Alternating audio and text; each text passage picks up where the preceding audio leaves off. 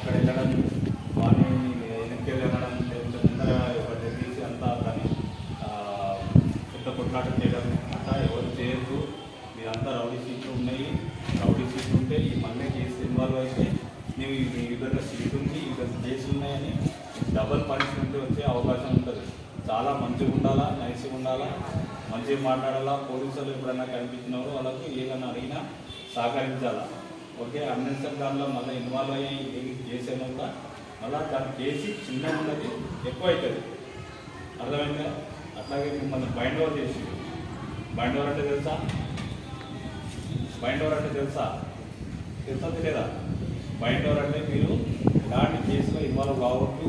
ముఖ్యంగా ఎలక్షన్ టైంలో కానీ ఇంకా ఏదైనా జరిగేటప్పుడు కానీ ఆ సమయంలో ఎంత దూరంగా ఉంటే అంత మంచిది.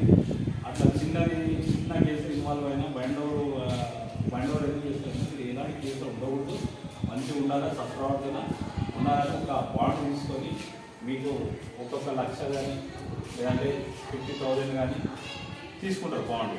మళ్ళీ కేసు ఇన్వాల్వ్ అయితే ఏమవుతుందంటే కేసు అది చిన్న కేసు అయినా పెద్దగా అవుతుంది.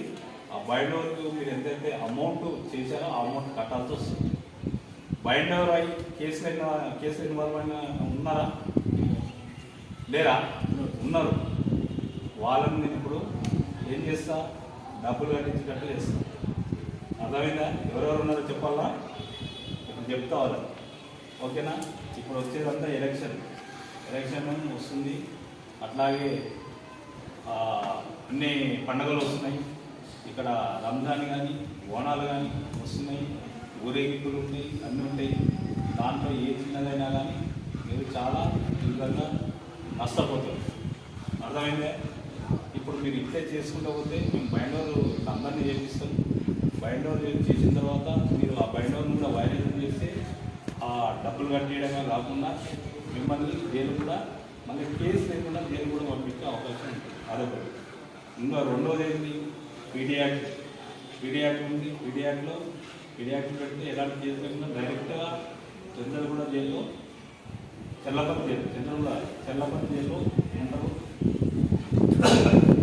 దాని పేరు ఇంకా జైలు ఉండాల్సి వస్తుంది. మళ్ళీ అది దాంట్లో జైలు బయటకు వచ్చిన తర్వాత మళ్ళీ కూడా కేసులు ఉంటాయి. ఇంకా ఏముంటుంది తెలుసా? తెలుసా లేదా? మిమ్మల్ని ఇక్కడ నుంచి సిటీ నుంచి ఎల్లగొట్టడం జరుగుతుంది. సిటీలో ఎక్కడ అనిపించినా తీసుకొచ్చి మళ్ళా కేసు చేయడం, ఎవరు కంప్లైంట్ లేకుండా కేసు చేయడం, చేసి జైలు పంపడం ఉంటుంది. ఆర్డర్ ఉంటుంది. తెలుసా?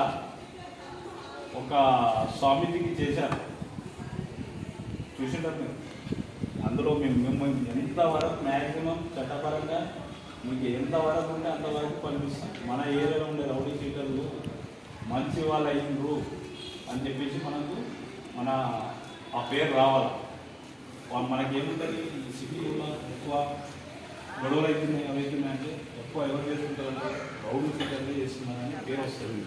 ఓకే, సరే. ఆ సందర్భాన్ని బట్టి మీరు నేరం ఎందుకు చేశారు అనేది ఒక సందర్భం, అక్కడ వెళ్ళే సందర్భం అక్కడ చేసి ఉండొచ్చు. కానీ చేసిన తర్వాత మీరు పక్షాతాపం చెంది అది కోర్టులో కేసు దాన్ని బట్టి నడుస్తుంది. ఆ ఫైనల్ జడ్జిమెంట్ ఏమొస్తుందో దాన్ని మనం రెస్పెక్ట్ చేసి దానికి కట్టుబడి ఉంటాం. కానీ ఈ పశ్చాత్తాపం చెంది మంచిగా కావాలి. తెలుగు అర్థమవుతుందా? హిందీ తెలుగు నై సమझतो मैं हिंदी में भी बोलता हूँ.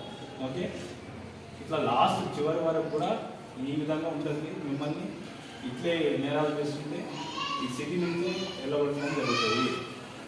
సిటీకి ఎక్కడ కనిపించినా పట్టుకొని మళ్ళీ డైరెక్ట్ జైలుకు పంపేయడం జరుగుతుంది. ఓకే, పీడీ యాక్ట్ అండ్ డబ్బులు కట్టేయడం, సిటీకి బయటకు పంపేయడం, ఇన్ని రకాలైన చర్యలు ఉంటాయి కనుక మీరు దీనికి సిద్ధమై ఉందంటే మేము కూడా సిద్ధమే. మాకు కూడా ఇక్కడ మా ఏరియాలో రౌడీ సిద్ధం అనేటువంటి లేదు, పీస్ఫుల్ మాది అని మేము కూడా గొప్పగా మేము చెప్పుకోవడం. అంటే మేమంటే మేము అంటే ప్రజల తరఫున మేము చెప్తాం. అంతే, ప్రజలు కూడా హ్యాపీగా ఉంటారు. ఓకే, మీరు మంచిగా ఉంటే మాత్రం మేము ఈ సీట్లు క్లోజ్ చేయడం జరుగుతుంది. ఇట్లా వచ్చి అందరి ముందర నిలబడడం ఇటువంటి జరగవు. ఓకేనా?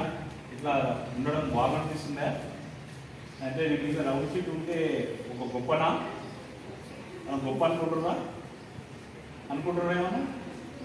ఇక్కడ బయట పోయిన తర్వాత మా ఈ రౌండ్ షీట్ मेरा कौन क्या करते तो ऐसा बोलते क्या? नहीं बोलते ना?